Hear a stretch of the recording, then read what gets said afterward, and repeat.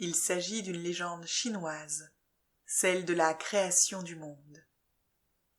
Un voyage extraordinaire à travers le temps et l'espace, et en même temps, vous vous en doutez, un voyage à la rencontre de soi-même et de vos possibles. Commencez par vous asseoir un instant avec moi. Ramenez votre attention à votre respiration. Inspirez par le nez en gonflant votre ventre et votre poitrine. Puis soufflez fortement par la bouche en les laissant redescendre.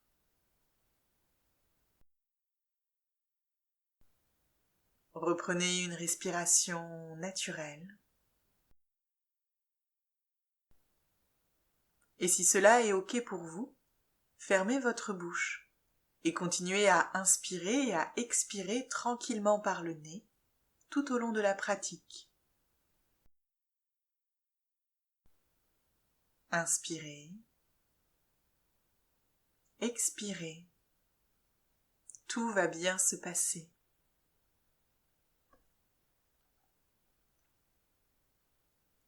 Commençons par la posture du pont. Pour cela, allongez-vous sur le dos. Pliez vos genoux. Prenez appui sur vos pieds et soulevez votre bassin assez haut pour faire glisser un bloc en dessous. Placez le bloc sous le sacrum. Attention, placez bien le bloc au niveau du haut de vos fesses et non pas dans le bas du dos au niveau de la fin de la colonne vertébrale, au risque de vous blesser. Placez votre bloc sur le bord le plus large et non pas le plus mince. Idem, au risque de vous blesser car c'est assez instable. Le bloc pourrait basculer soudainement. Si déjà à ce niveau vous sentez que l'étirement n'est pas assez important pour vous, vous pouvez placer un deuxième bloc. Observez ce qui est le plus juste pour vous et souvenez-vous, vous recherchez un étirement modéré, ni trop peu, ni pas assez. Une fois votre bassin soutenu, tendez une jambe, puis l'autre. Enfin, levez les bras au-dessus de votre tête pour vous étirer davantage. Si cela crée des picotements, des fourmillements désagréables, ou bien encore une sensation électrique dans vos mains, déposez-les sur votre front ou ramenez-les le long de votre corps. Trouvez la juste posture pour vous au moment même de votre pratique. Il ne vous reste plus qu'à porter attention à nouveau à votre souffle et à mijoter quelques minutes dans cette posture.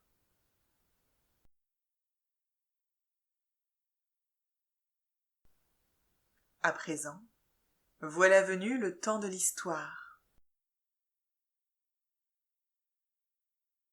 Il était une fois, avant que le monde ne soit monde, l'univers ressemblait à un grand œuf où se mêlaient le ciel et la terre, l'obscurité et le chaos. Pangu, un géant, y dormait profondément. 18 000 ans passèrent et un jour, dans l'abysse du néant, Pangu s'éveilla.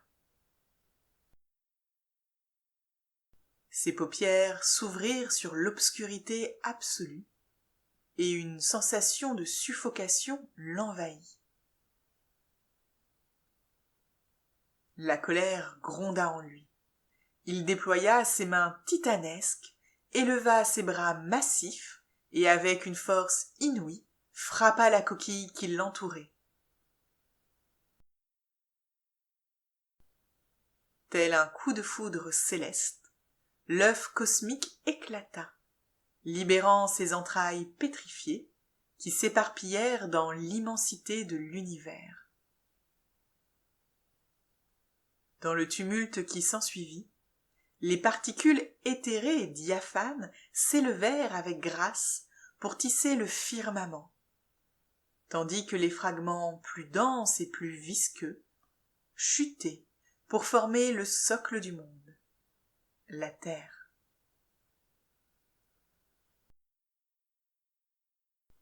Pangu, quant à lui, debout entre ciel et terre, exhalait un soupir libérateur. Il lui fallait à présent trouver sa juste place, et pour cela, il était temps pour lui de remettre les choses dans le bon ordre, ce à quoi il s'employa.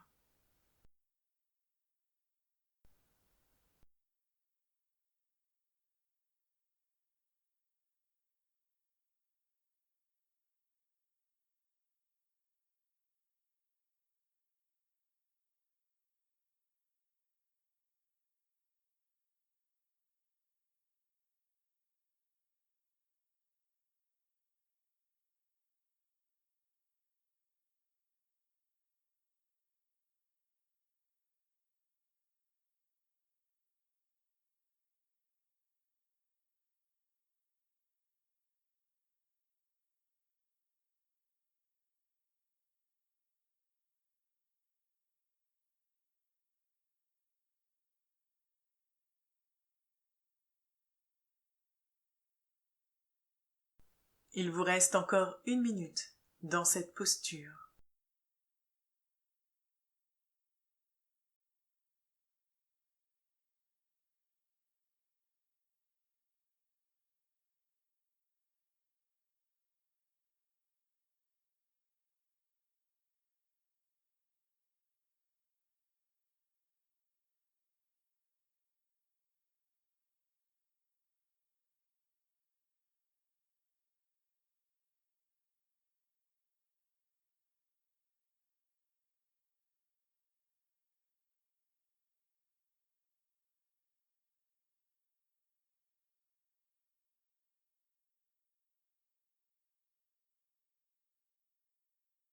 Vous voilà à la fin de la posture du pont. Pour en sortir, sur une prochaine inspire, vous allez d'abord ouvrir vos yeux. Si ce n'est pas déjà fait, ramenez vos bras le long de votre corps, paume de main vers la terre. Puis, pliez à nouveau vos genoux et ramenez vos pieds près de vos fesses. Engagez vos abdominaux, prenez appui avec vos pieds sur le sol et soulevez à nouveau votre bassin avec délicatesse pour retirer le ou les supports utilisés. Amenez votre bassin, vos fessiers à nouveau au contact de votre tapis. Ici, selon vos ressentis, vous pouvez déplier vos jambes et vous étirer. Ou bien encore, ramenez vos genoux à votre poitrine et roulez légèrement des 2 côtés pour masser le bas de votre dos, soulageant ainsi vos lombaires.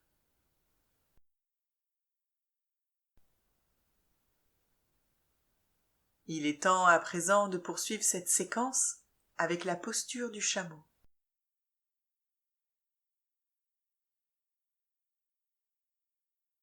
Pour cela, basculez-vous sur le côté. Prenez appui sur vos mains pour vous redresser et installez-vous à genoux. Écartez vos genoux largeur du bassin. On dit généralement que cela équivaut à l'espace d'une main. Ici, vous pouvez d'ores et déjà placer un coussin sur vos genoux, si ce n'est pas une posture très confortable pour vous. Votre dos est droit, vos bras le long du corps, et vos orteils sont soit retournés, soit à plat. L'idée ici est de poursuivre le travail de flexion arrière en permettant à vos mains de venir se poser au niveau de vos talons. Pour cela, penchez-vous lentement en arrière jusqu'à saisir vos talons. Si la distance entre vos talons et vos mains est trop grande, placez un bolster au niveau de vos pieds pour réduire la distance. Ajoutez des briques ou un deuxième bolster si c'est nécessaire. Une fois installé, dirigez votre bassin à l'aplomb de vos genoux et votre poitrine vers le ciel. Quant à votre tête, selon votre mobilité et vos ressentis du jour au niveau de vos cervicales, vous pouvez la relâcher en arrière ou la garder droite dans le prolongement de votre colonne vertébrale. Aidez-vous de votre respiration. Vous observerez qu'ici elle se fait sûrement plus lente, plus profonde.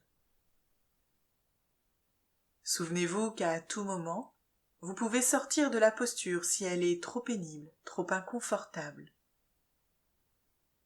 Maintenant, poursuivons notre histoire. Le ciel et la terre étaient séparés, mais Pangu, craignant leur fusion future, soutenait le firmament de ses bras robustes. Jour après jour, à mesure que Pangu grandissait, le ciel s'élevait et la terre s'épaississait, tous deux s'étendant de quelques mètres quotidiennement.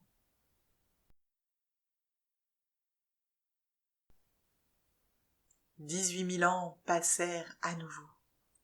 Le ciel avait atteint des hauteurs vertigineuses. La terre, elle, s'était densifiée. Et Pangu, devenu colosse, mesurait désormais près de 45 000 kilomètres de hauteur. Oui, rien que cela. Par sa vigueur surhumaine, il avait donné naissance au ciel et à la terre, et ses efforts incessants avaient écarté toute possibilité de leur réunion. L'obscurité chaotique de l'univers n'était plus qu'un souvenir évanescent. Aussi, après un labeur titanesque, Pangu s'accorda un repos bien mérité, le repos éternel. Il s'allongea sur le sol terrestre, contempla une dernière fois le ciel loin au-dessus de lui, et rendit son dernier souffle.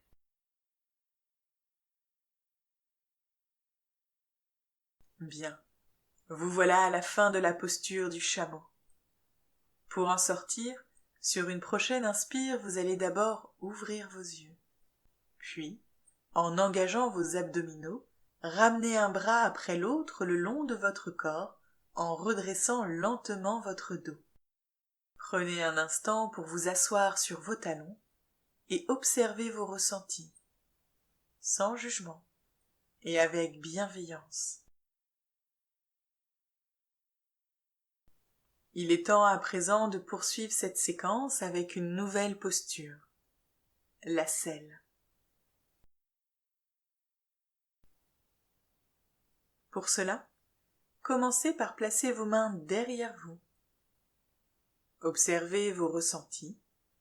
Si l'étirement est déjà important, c'est peut-être bien assez pour aujourd'hui. Et si vous souhaitez aller plus loin, vous pouvez descendre sur vos coudes et peut-être même vous allonger complètement sur le dos. Peut-être que vous aurez envie d'une aide et vous pourrez alors placer un bolster à la verticale derrière vous pour soutenir votre dos et réduire la distance entre vous et le sol. C'est d'ailleurs l'option que je choisis aujourd'hui pour vous accompagner dans cette pratique. Souvenez-vous, en Yin Yoga, les supports sont une aide précieuse. Votre pratique ne sera pas meilleure si vous ne les utilisez pas. Prenez plaisir à pratiquer et non pas à performer. Si vous ressentez une douleur, quelle qu'elle soit, sortez délicatement de la posture et allongez-vous sur le dos pour écouter la fin de l'histoire. Le confort dans l'inconfort, certes, mais pas de souffrance.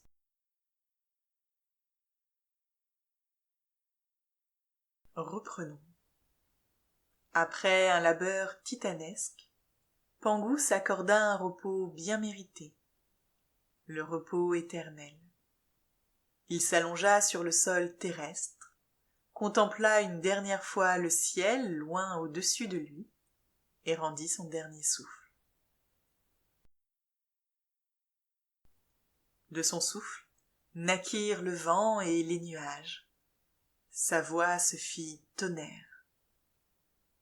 Son œil gauche se mua en un soleil éclatant, son œil droit en une lune claire. Ses cheveux et sa barbe se métamorphosèrent en un firmament scintillant d'étoiles. Ses membres robustes et son torse se changèrent en montagnes majestueuses, perçant les nuages et s'étirant aux quatre coins de la terre. Son sang devint des fleuves tumultueux et ses veines des sentiers sinueux.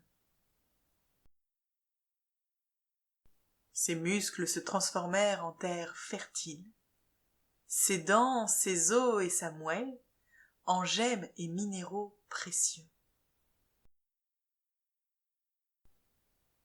Les poils de sa peau devinrent les prairies verdoyantes et les forêts luxuriantes qui recouvrent la terre. Sa sueur se fit rosée et pluie, nourrissant la végétation. Ainsi fut créé un monde splendide et merveilleux, fruit de la force prodigieuse et de l'abnégation du géant Pangu. Le yin et le yang trouvèrent leur juste place, et tout était en parfaite harmonie, dans un équilibre idéal.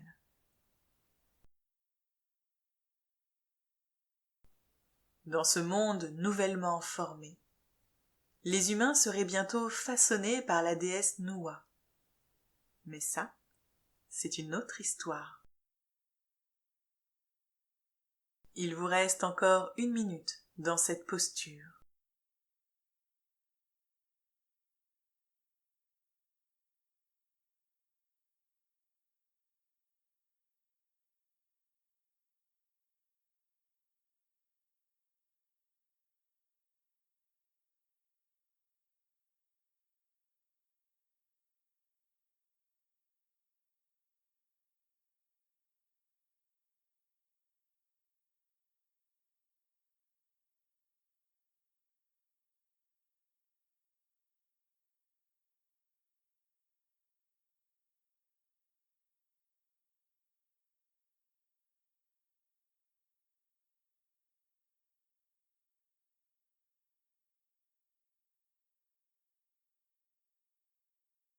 Et vous voilà à la fin de la posture de la selle.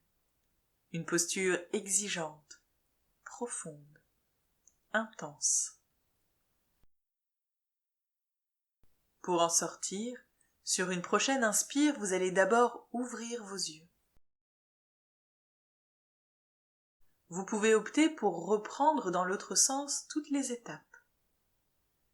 Aussi, vous pouvez prendre appui sur vos mains, repasser sur vos coudes, retirer votre support et vous redresser.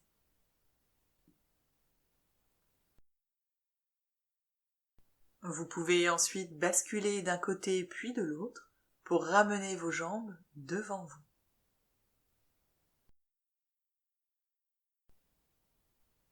Il est temps maintenant de profiter d'un Shavasana bien mérité. Déposez-vous pleinement sur votre tapis pour la posture du repos absolu. Allongez-vous sur le dos, les bras le long du corps et les jambes étendues. Si vous en ressentez le besoin, prenez d'abord un instant pour ramener vos genoux à votre poitrine, les enlacer, puis massez le bas de votre dos en faisant quelques mouvements de va-et-vient sur le côté. Puis, redescendez vos jambes au sol Écartez-les un peu plus que la largeur de votre bassin. Vos bras sont étendus de part et d'autre de votre corps, paumes de main ouvertes vers le ciel. Ici, il n'y a plus rien d'autre à faire qu'à respirer. Pendant encore quelques instants, portez uniquement attention à votre respiration.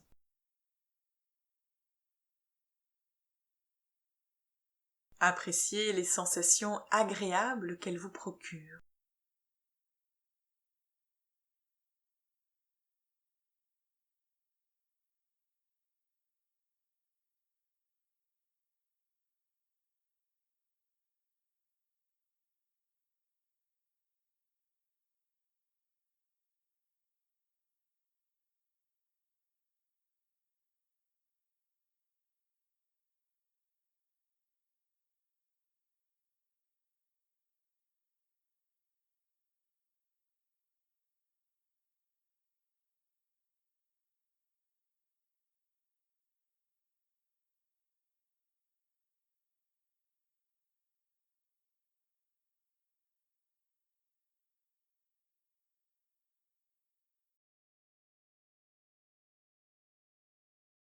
Maintenant, reprenez contact avec les différents points d'appui de votre corps.